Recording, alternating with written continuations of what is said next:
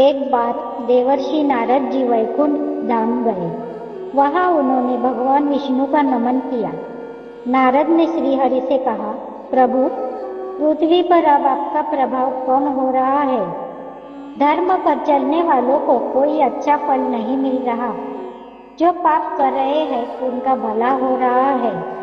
तब श्रीहरि ने कहा, ऐसा नहीं है देवर्षि, जो भी हो रहा है सब नियति के जरिए हो रहा है। नारद बोले, मैं तो देखकर आ रहा हूँ, पापियों को अच्छा फल मिल रहा है और भला करने वाले, धर्म के रास्ते पर चलने वाले लोगों को बुरा फल मिल रहा है। भगवान ने कहा, कोई ऐसी घटना बताओ। नारद ने कहा, अभी मैं एक जंगल से आ रहा हूँ। वहाँ एक गाय दलदल में फंसी हुई थी। कोई उसे बचाने वाला नहीं था। तभी एक चोर उधर से गुजरा। गाय को फंसा हुआ देखकर भी नहीं रुका। वह उस पर पैर रखकर दलदल लांघकर निकल गया। आगे जाकर चोर को सोने की मोहरों से भरी एक थैली मिली। थोड़ी देर बाद वहां से एक वृद्ध साधु गुजरा। उसने उस गाय को बचाने की पूरी कोशिश की। पूरे शरीर का जोर लगाकर उस गाय को बचा लिया।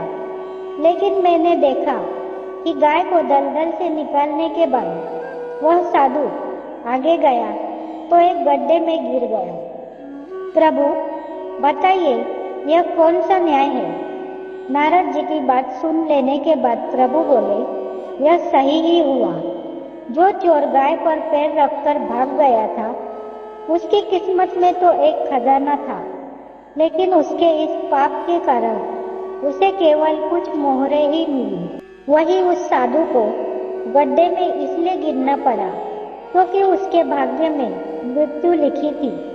लेकिन गाय को बचाने के कारण उसके पुण्य बढ़ गए और उसकी मृत्यु एक छोटी सी चोट में बदल गई। इंसान के कर्म से उसका भाग्य तय होता है।